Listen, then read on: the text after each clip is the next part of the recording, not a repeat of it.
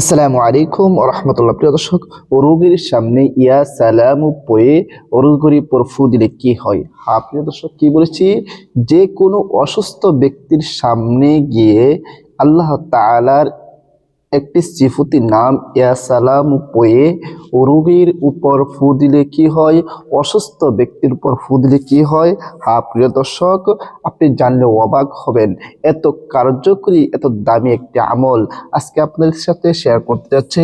ভিডিওটি শেষ পর্যন্ত দেখুন। আমি বিস্তারিতভাবে এই ভিডিওর মাঝে আলোচনা করব যে কিভাবে আমল করতে হবে, কিভাবে ফু দিতে হবে, দিলে কি লাভ হবে, সবই আলোচনায় এই ভিডিওর মাঝে থাকবে। তবে ভিডিওটি শুরু করার আগে আপনাদের কাছে ছোট্ট একটা রিকোয়েস্ট, যারা আমার চ্যানেলের মধ্যে নতুন আছেন অবশ্যই চ্যানেলটি সাবস্ক্রাইব করে পাশে থাকা বেল আইকনটি বাজিয়ে দিবেন। প্রিয় দর্শক, আপনাদের একটি সাবস্ক্রাইব, আপনাদের একটি লাইক, আপনাদের একটি কমেন্ট আমাদের উৎসাহের কারণ।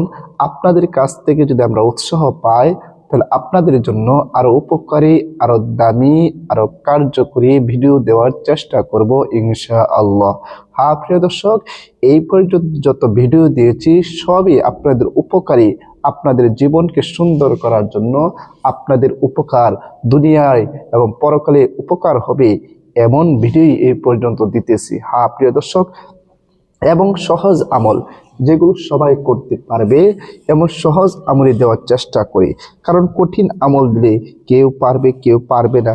সেই জন্য কঠিন আমল দেই না, সহজ আমল দেওয়ারই চেষ্টা করি। এবং এভাবেই আপনাদের জন্য সহজ আমল, উপকারী, দামি, কার্যকরী আমল দিয়ে যাব ইনশাআল্লাহ। প্রিয় দর্শক, তাহলে আসুন আর কথা না বাড়িয়ে আমরা মেইন আলোচনার মধ্যে চলে যাই। প্রিয় দর্শক, সে আলোচনা জানার আগে আরেকটি বিষয় জানতে হবে। আল্লাহ তাআলা পবিত্র কোরআনের মধ্যে একটি কথা বলেছেন যে ওয়ালিল্লাহিল আসমাউল হুসনা, আল্লাহ তাআলার অনেক সুন্দর সুন্দর নাম রহিয়াছে, অতঃপর তোমরা সেই নাম দ্বারা ডাকো। কে বলেছে? আল্লাহ তাআলা নিজেই বলেছে আল্লাহর অনেক সুন্দর সুন্দর নাম আছে সেই নাম দ্বারা ডাকার জন্য। এরপরে আল্লাহ তাআলা আরো বিভিন্ন আয়াতে বলেছেন যে আল্লাহ তাআলাকে ডাকার জন্য আল্লাহ তাআলা আমাদের ডাকে সাড়া দিবে। সুতরাং আমরা যদি সঠিকভাবে, সঠিক পদ্ধতিতে আমরা যদি আল্লাহ তাআলাকে ডাকতে পারি, তাহলে অবশ্যই আল্লাহ তাআলা আমাদের ডাকে সাড়া দিবে। প্রিয় দর্শক, আল্লাহ তাআলার সিফতি নাম হচ্ছে ৯৯টি।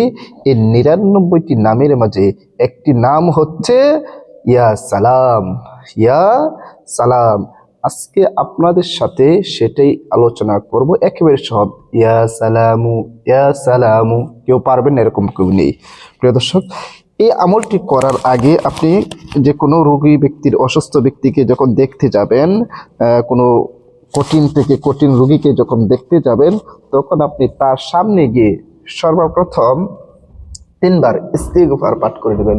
আস্তাগফিরুল্লাহ রাব্বি মিন কুল্লি যামবি ওয়া আতুবু ইলাইহি লা হাওলা ওয়ালা কুওয়াতা ইল্লা বিল্লাহি আলিয়্যিল আযীম।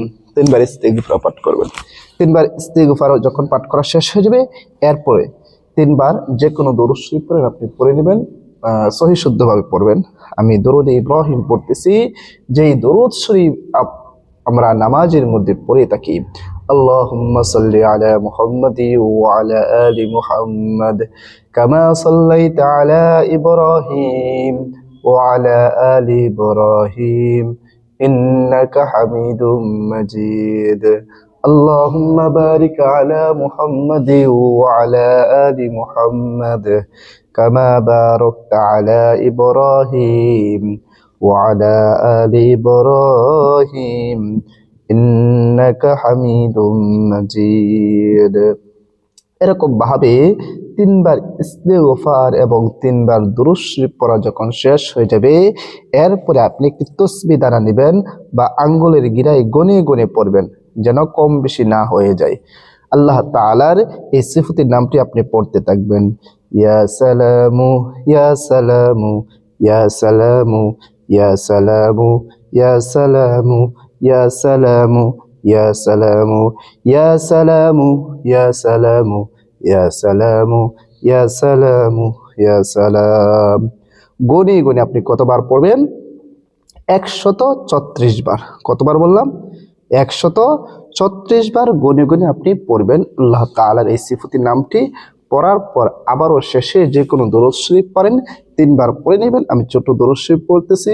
সাল্লাল্লাহু আলাইহি ওয়াসাল্লাম, সাল্লাল্লাহু আলাইহি ওয়াসাল্লাম, সাল্লাল্লাহু আলাইহি ওয়াসাল্লাম। এরপরে আপনি রোগী ব্যক্তির উপর 3টি ফু বা দম করবেন। কি করবেন? রোগী ব্যক্তি অসুস্থ যে আছে তার উপর 3টি ফু বা দম করবেন। প্রিয় দর্শক, এভাবে আমল করলে কি লাভ হবে, কি উপকার হবে? এভাবে যদি আপনি আমল করেন, রোগী ব্যক্তির উপর ফু দেন, আল্লাহ তাআলা আপনার এই আমলের মাধ্যমে রোগী ব্যক্তিকে সুস্থ করে দেবেন ইনশাআল্লাহ। আপনার আমলের যত পাওয়ার হবে, ক্ষমতা হবে, আপনার আমলটা যতটুকু সহি শুদ্ধভাবে করবেন ততটুকুই ফলাফল পাবেন ইনশাআল্লাহ। আল্লাহর পর পূর্ণ আস্থা বিশ্বাস রেখে সহি শুদ্ধভাবে যদি আমলটি করতে পারেন, অবশ্যই অবশ্যই ফলাফল পাবেন। কারণ আল্লাহ তাআলার সিফাতি নামের একটি আমল। প্রিয় দর্শক, আল্লাহর পর পূর্ণ আস্থা ও বিশ্বাস রেখে আমলটি করবেন, অবশ্যই অবশ্যই ফলাফল পাবেন। আর ভিডিওটা বেশি করে শেয়ার করে দিবেন যেন এই সহজ আমলটি সবাই শিখে রাখতে পারে, এবং যখনই কোনো অসুস্থ ব্যক্তিকে দেখতে যাবে তখন যেন এই আমলটি করে অসুস্থ ব্যক্তির উপর ফু দিতে পারে এবং অসুস্থ ব্যক্তি যেন শিফা লাভ করতে পারে। প্রিয় দর্শক, সবাইকে অসংখ্য ধন্যবাদ। আসসালামু আলাইকুম ওয়া রাহমাতুল্লাহ।